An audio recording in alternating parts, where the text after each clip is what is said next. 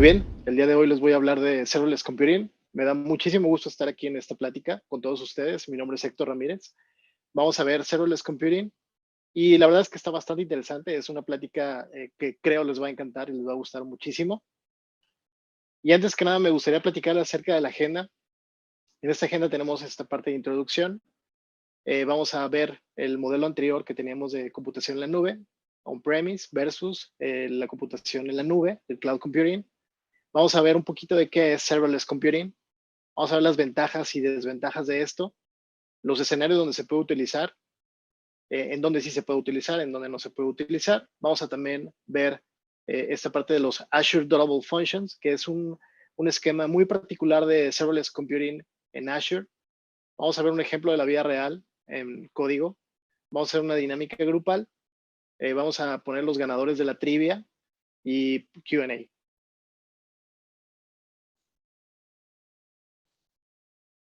Primero que nada, en esta introducción, me gustaría platicarles un poquito de Cognizant Subvision. En Cognizant es una empresa dedicada a proveer servicios digitales, servicios de desarrollo de software, servicios de ingeniería, aunado con Subvision, que es nuestra división para todo esto, servicios de desarrollo de software en particular, enfocado a equipos de desarrollo multidisciplinarios, llamados pods. Estos equipos multidisciplinarios lo que nos ayuda es a tener gente de pruebas, gente de desarrollo, gente de DevOps, gente de los Scrum Master, todos juntos, gente de diseño, todos juntos para crear productos de software con la mayor calidad posible.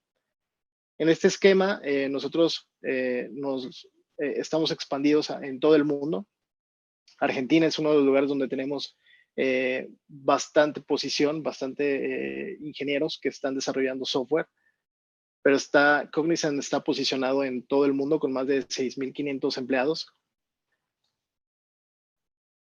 Básicamente, como trabajamos en Cognizant Subvision, es a partir de comunidades. Tenemos comunidades a través de los stacks tecnológicos, tenemos comunidades de estrategia de producto, de DevOps, de Cloud, de Java, de .NET, de Frontend, de Mobile, de inteligencia artificial. Tenemos gente de datos, etcétera, ¿no? Todo esto está dividido por estos stacks para dos cosas principalmente. Una de ellas es el crecimiento, el path de carrera de las personas. Y el otro es para poder saber qué es lo que sigue, cuáles son las tendencias nuevas de tecnología, del mercado, hacia dónde debemos apuntar, qué es lo que debemos aprender. Aquí les comparto unas fotografías de Cognizant Subvision en México. Estamos aquí también posicionados en lo que es Guadalajara, Jalisco, que son las oficinas de Cognizant también en Ciudad de México y en Monterrey. Y bueno, una introducción muy breve acerca de mí. Como les decía, mi nombre es Héctor Ramírez. Yo llevo 17 años trabajando en la industria de tecnologías de la información. Estoy especializado en .NET. Pertenezco a la comunidad de .NET. Soy líder de comunidad de .NET.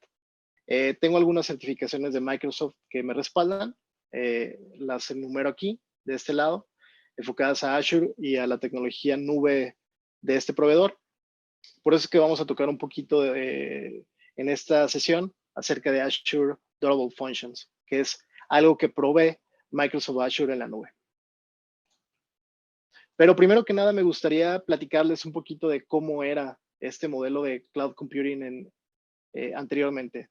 Y a lo mejor a algunos de ustedes no les tocó vivirlo, pero si se fijan en las imágenes que tenemos ahí, lo que representa es tal cual muchas de las problemáticas que tenían muchas empresas, que tenían sus propios servidores, su propia infraestructura, y es que todos esos servidores los tenían en un sitio local, en una misma red, y como está la señorita del lado derecho, implorándole a algunos de los dioses que le arreglen ese problemática que tiene ahí de cable, ¿no? De estructura.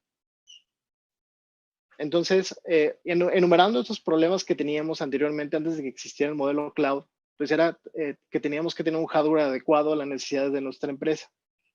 Y esto es, teníamos que tener servidores, switches, routers, VPNs, etcétera, para poder darle solución a la empresa. Pero ¿qué pasa cuando esto va escalando? O sea, cuando la empresa iba creciendo, pues el hardware y el software también tiene que crecer junto con ellos. Entonces esto derivaba que el mantenimiento cada vez fuera más complejo y más complicado de administrar.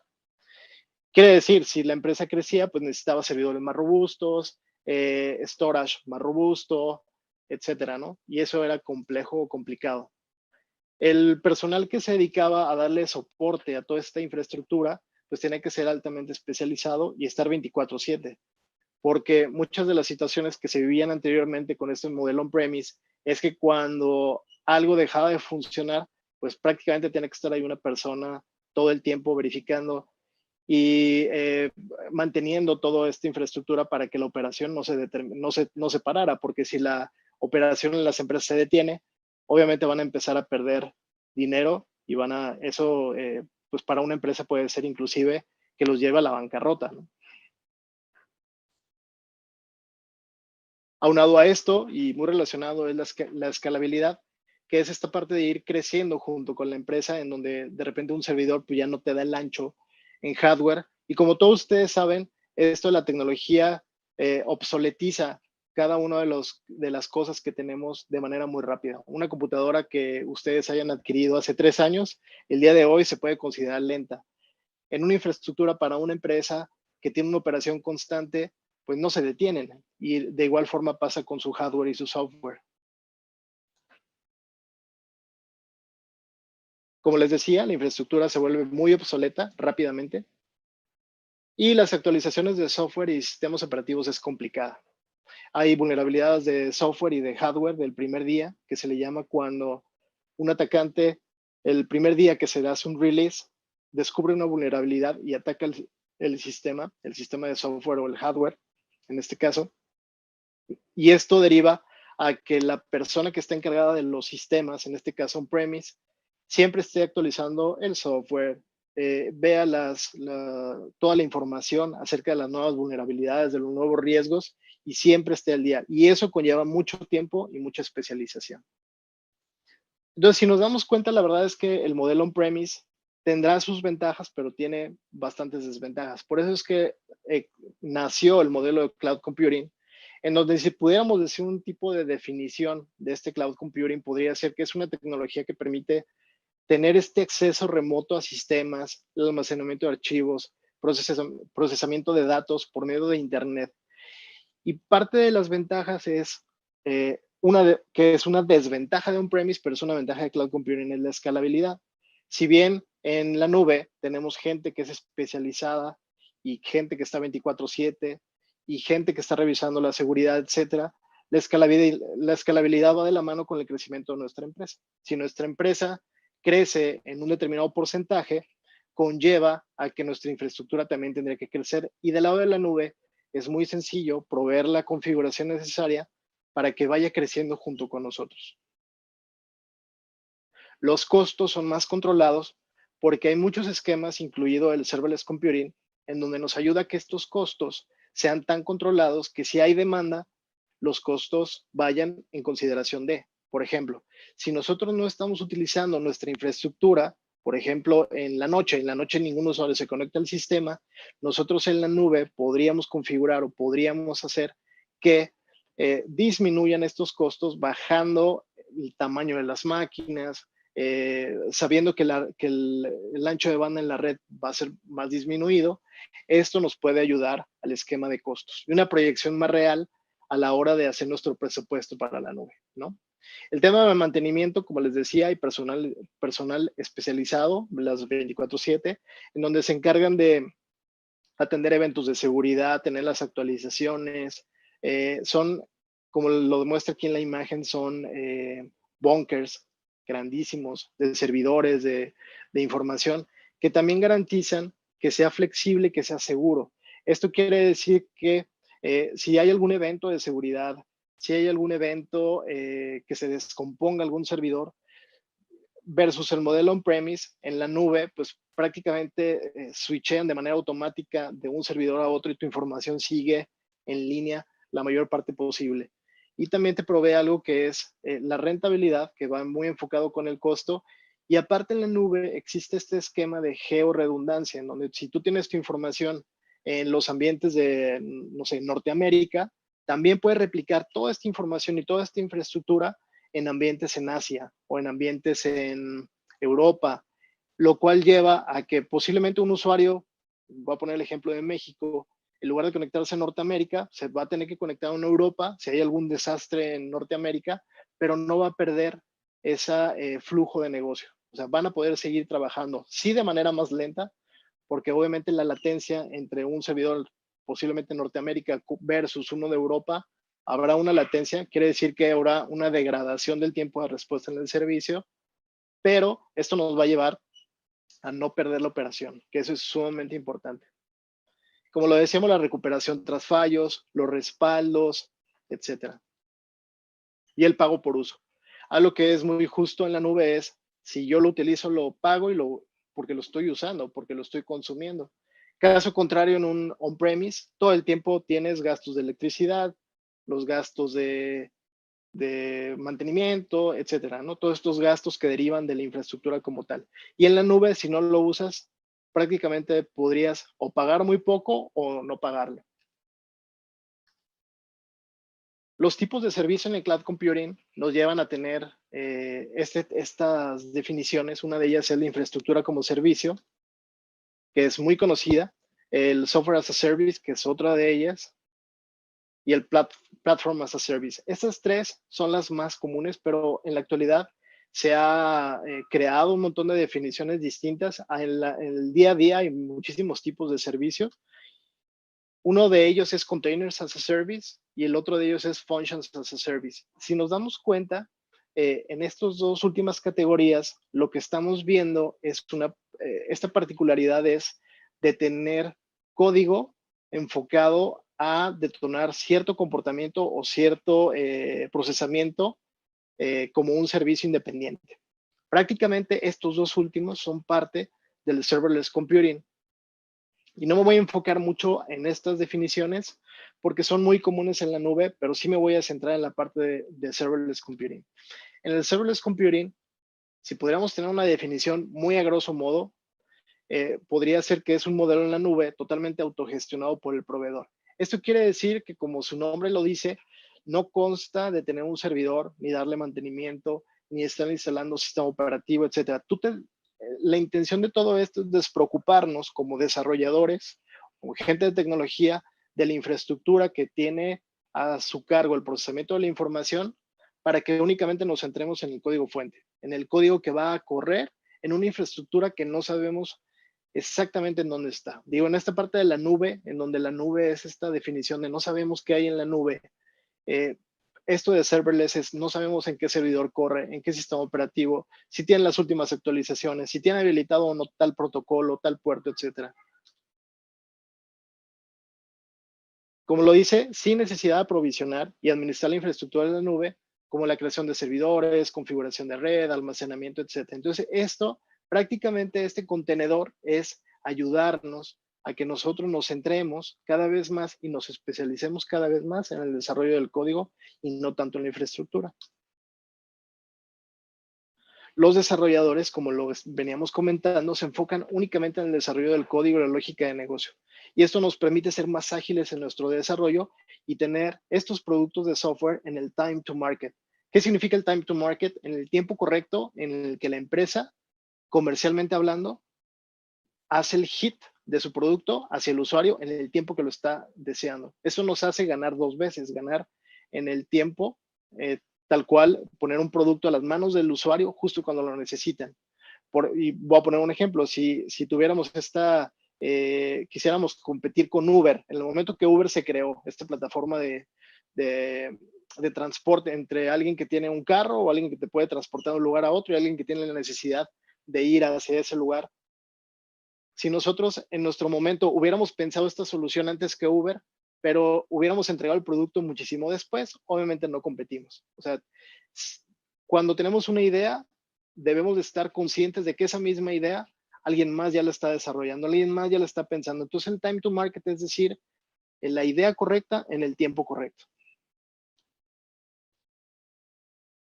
Como todo, no podemos decir que serverless computing puede ajustarse o puede ayudar a todas las problemáticas. Hay desventajas y hay desventajas. ¿Qué ventajas tiene el serverless computing? que no hay una administración de servidores o contenedores, como lo decíamos. Es disponible bajo demanda. Hay un pago por uso. Justo lo que decíamos de beneficios de la nube, Serverless Computing lo cumple, tal cual, porque se paga exactamente por lo que se usa. Es muy fácil de escalar y es totalmente reusable. Ahora, parte de las desventajas, porque sí las tiene, es que tenemos una dependencia del proveedor. Esto es el lock-in effect.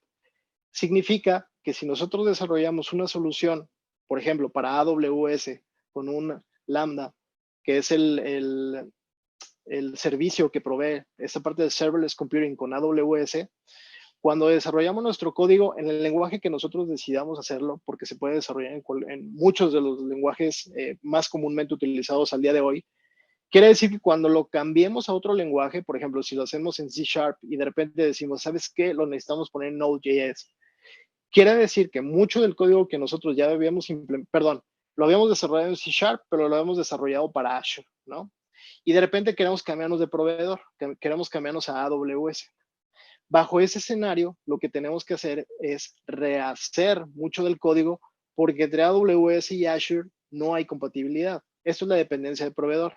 Muy seguramente cuando lo hagamos en diferentes nubes o GCP o Heroku o la que queramos utilizar, seguramente vamos a tener que rehacer mucho del código que ya teníamos porque esta fachada es distinta. Entonces, eso significa la dependencia del proveedor en la nube. Esto del no long running significa que no están diseñados los serverless computing para procesos que van a tardar demasiado tiempo. O sea, si va a tardar algo mucho tiempo, debemos de pensar en un esquema de programación en la nube distinto a un serverless computing. Serverless computing tiene una particularidad que no mantiene o retiene un estado. Al no tener o mantener el estado, si una operación dura mucho tiempo y durante ese tiempo hay alguna falla, no nos va a garantizar que podamos recuperar el proceso de lo que estábamos ejecutando justo en el momento donde se detuvo.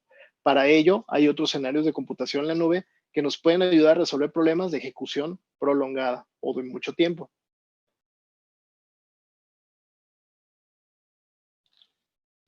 Muy bien, de la afectación en el rendimiento, esto es que los serverless computing son funciones pequeñas que se ejecutan y que cumplen una sola responsabilidad, en teoría. Esto quiere decir que cuando nosotros tenemos un procesamiento, va al serverless computing, lo ejecuta y me regresa algo. En esta afectación de rendimiento quiere decir que cuando un serverless, un contenedor donde va a ejecutar el código, apenas se va a crear y se va a desplegar, ese proceso de calentamiento donde va a poner esa instancia para que pueda empezar a recibir peticiones, tiene un tiempo. Y ese tiempo es una afectación al rendimiento porque tarda en poder tener listo ese contenedor para empezar a recibir peticiones. Muy bien, ¿en qué escenario se puede utilizar el serverless computing? Muy bien, se puede utilizar para aplicaciones de un uso inconstante. Esto es cuando mandamos una notificación por correo, cuando mandamos un SMS, cuando procesamos cierto archivo y no sabemos el volumen o no sabemos cada cuánto se va a ejecutar o si el usuario cada cuánto tiempo va a entrar o va a hacer uso de. Y esto nos permite no tener una computadora todo el tiempo conectada o un servidor todo el tiempo activo cuando es inconstante. Por eso nos ayuda el serverless, porque sabemos que de repente va a llegar una petición y a las 3 horas va a llegar otra petición y a lo mejor ya a las 8 horas nos llegó otra y a lo mejor a las 48, 72 horas nos llegó otra. Si pagáramos por el tiempo de esas 72 horas con un servidor que todo el tiempo está activo, pues nos va a salir muy caro. Pero en el caso de serverless computing, al poder pagar solamente por el uso, pues pagamos nada más 4 veces, ¿no? Las 4 saltos en el tiempo que se usó realmente el procesador. Entonces eso es bien importante. El esquema de notificaciones, como les decía, tareas programadas, el procesamiento de datos y archivos, la parte de IoT, la parte de Big Data, el streaming, el procesamiento de bitácora o de logs y la ejecución de tareas en segundo plano. El procesamiento de cálculos o fórmulas, aquellos procesos que son rápidos y que pueden atender la ejecución del serverless y despachar de manera inmediata. Acuérdense, no está hecho para procesamiento de uso largo. Y para chatbots también es muy utilizado. Ahora, muy particularmente, dentro de este esquema de serverless, existe algo que se llama Azure Durable Functions. Los Azure Durable Functions es una particularidad muy específica que nos permite tener serverless computing con estado, o sea, poder mantener un estado y poder hacer una orquestación. ¿Qué quiere decir? Poder llamar a varias funciones y poder orquestar, tú vas primero, tú vas después de esto, etcétera. Como lo decía, es un servicio que provee Microsoft Azure. También hay otros esquemas cloud que proveen soluciones muy similares para el manejo de serverless computing, que permite definir flujos de trabajo mediante este orquestador y funciones de entidad. Y lo vamos a ver un poquito más a detalle qué significa estas funciones de entidad. Los lenguajes de programación donde se puede programar con Azure Functions en general es .NET, con C# y F#, JavaScript, TypeScript, Python, PowerShell y Java. Básicamente es una ecuación muy sencilla para poder construir y definir Azure Functions. Tú tienes un evento, algo que se dispara, algo que vas a empezar a ejecutar, tienes tu código fuente y eso es un Azure Function. Eso es una función, eso es un serverless. Tienes algo que va a disparar, por ejemplo, el evento es, voy a mandar un SMS a un usuario al recibir cierta notificación. Tengo mi código fuente, eso ya es un posible function disparado por un evento. Por eso es que es bien importante el esquema de eventos durante toda esta arquitectura. Los tipos que existen para el Azure Durable Function es una función cliente, la cual inicia este flujo de procesamiento, es la que dispara todo esto. Como les decía, hay una intención, hay un evento. Después hay un orquestador que va a decidir si se ejecutan en paralelo, si va a esperar a que todas se ejecuten, si no lo va a esperar, etcétera. Ahorita vamos a ver qué tipos de arquitectura hay al respecto. Las funciones de actividad, que son cada una de estas responsabilidades pequeñas que tienen para ejecutar ya la tarea en sí, y otros servicios. Estos otros servicios son dependencias a base de datos, a otro trigger, a un service bus, a lo que sea, enfocado en la nube o no en la nube. De estos actores de los Azure Durable Functions, tenemos los orquestadores, que son stateful. ¿Qué significa stateful? Que sí manejan el estado. A diferencia de serverless computing, como lo decía, el Azure Durable Function tiene la posibilidad de manejar un estado. ¿Y por qué maneja el estado? Porque este orquestador tiene que saber cuándo termina uno de estos funciones de actividad o no, para poder detonar o no otro procesamiento o otra actividad. Es el principal componente de esta arquitectura, define toda la lógica de ejecución y puede ejecutar más tareas o suborquestadores. O sea, todavía lo podríamos hacer más complejo. Un orquestador mandando llamar a otro orquestador y así sucesivamente. Esto es bien importante. El código ejecutar debe ser determinista. ¿Qué quiere decir determinista? Determinista quiere decir que bajo el mismo input tendríamos que tener un output similar o igual. Eso quiere decir, por ejemplo, que si tenemos nuestro código fuente y en la orquestación necesitamos determinar la fecha y hora de ejecución de este código, tiene que ser la misma fecha y hora en todas las ejecuciones que conlleven a esa orquestación. Es bien importante ese tema. Ahora, para las funciones del cliente tal cual es aquella que inicia la orquestación. Es el evento que detona y dispara todo esto. Las funciones de actividad, a su vez, constituyen cada una de las tareas en las que un workflow se puede descomponer. Tal cual una función de actividad es quien va a hacer la chamba. Y estas chambas van a estar segmentadas por responsabilidades. Se pueden ejecutar en serie, en paralelo, combinaciones de ella, y pueden realizar servicios, llamadas y servicios asíncronos de entrada y salida, por ejemplo, base de datos, storage, queues, service bus, etc. Y son stateless. Estas sí no mantienen un estado porque son atómicas y se encargan de obtener algo y despacharlo, pero no hay un estado en ellas. Quien tiene el estado es la orquestación como tal. Muy bien. Como patrones de aplicación, como lo veíamos en el Azure Durable Functions, hay varias. Una de ellas es los patrones, en este patrones de aplicación, el encadenamiento de funciones. Y esto es muy sencillo. Una función, cuando termina, manda a llamar a otra, y esa otra, y otra, y esa de su vez a la otra. Se fijan aquí, secuencialmente, cuando termina una, empieza la otra. Es un patrón muy sencillo. Otro patrón que existe es la ramificación de salida y entrada, y esto es que cuando hay una entrada, este F1, cuando termina, manda a llamar a esos 3 funciones de actividad del F2, y cuando terminan las 3 y no antes, manda a llamar al F3. Esto es que en esta orquestación lo que está haciendo es que hasta que terminen esas 3 actividades, manda a llamar a la última y tercera. Para esto nos ayuda el tema de orquestación. Y así hay más patrones de aplicación.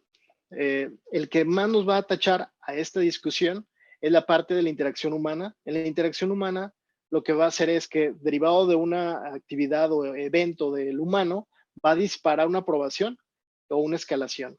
Y esto, a su vez, cuando vemos el ejemplo de la vida práctica que vamos a construir, que es esta aplicación para que los usuarios puedan contestar una serie de preguntas y mostrar ganadores con esta serie de requerimientos, básicamente lo que vamos a poder ver es que tenemos una aplicación que se detona bajo la interacción humana para poder seguir con una serie de pasos o secuencia de pasos para contestar una trivia. En este caso, utilizamos el Serverless Computing para contestar una trivia común, una serie de preguntas y respuestas en donde podamos acertar o poner las respuestas que va encaminando hasta el final de la encuesta y decir gracias por participar. Básicamente esta es la arquitectura. Les voy a dejar en esta presentación un link en donde pueden ingresar primero a la dinámica grupal. Me encantaría que puedan participar, que se metan desde su celular, contesten la encuesta. Son las preguntas derivadas de esta presentación. Y me encantaría poderlos escuchar en esta sección que vamos a tener de Q&A. Les dejo también en este QR el link en donde pueden descargar el código fuente y estoy encantado de poder escucharlos, atender sus preguntas y poder contestar las respuestas referente a ello. Agradezco muchísimo el tiempo. La verdad, para mí es un gusto y pues nada, me encantó estar en esta charla.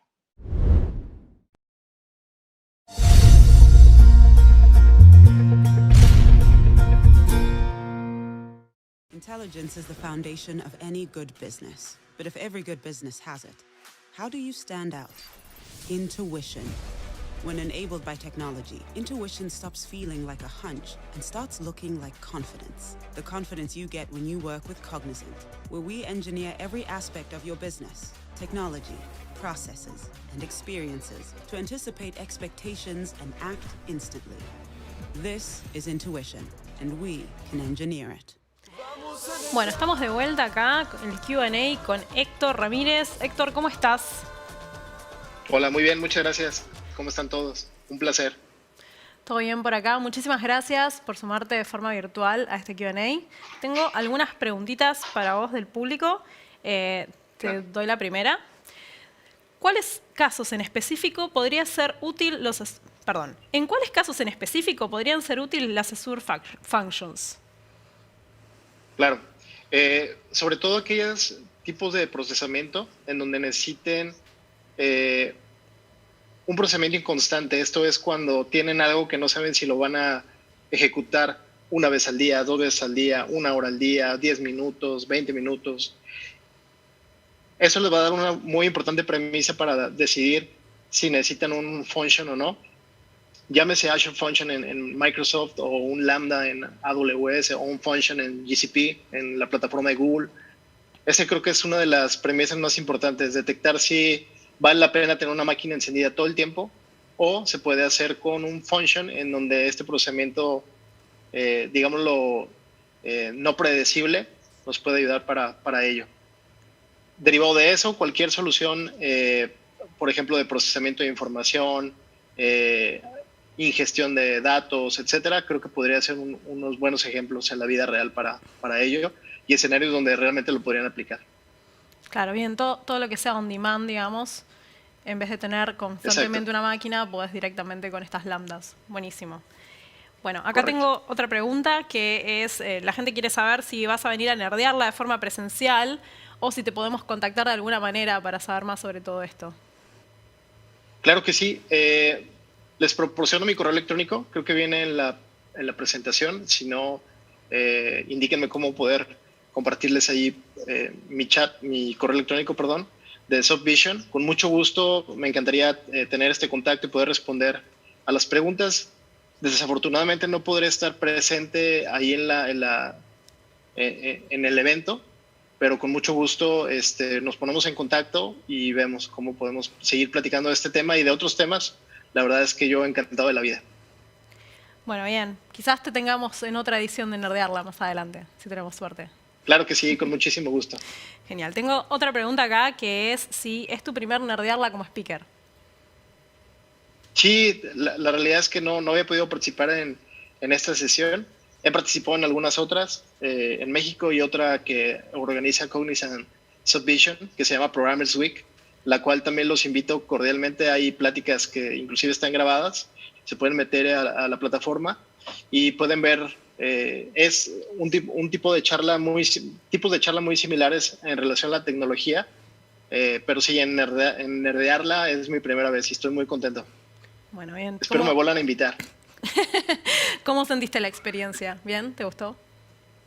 Sí, increíble. La verdad es que me encanta poder compartir y escuchar a las demás personas de este interesante tema y de muchos más, ¿no? Yo encantado de la vida de poder participar. Muy bien. Bueno, tenemos un poquito de tiempo más. Acá tengo algunas preguntas.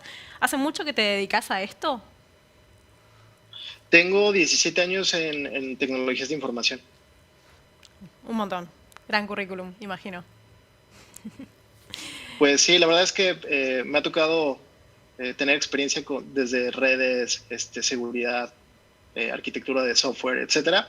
Y la verdad es que esta carrera y estos skills nunca se deja de aprender uno referente a la tecnología. Todo el tiempo están saliendo cosas nuevas y hay que estar al día, y creo que es algo muy importante que tener esta parte autodidacta y de seguir adquiriendo conocimiento y compartirlo es, creo, lo más importante. Bien, perfecto. Bueno, acá te agradecen por la charla, la gente del público, así que muchísimas gracias y yo también te agradezco.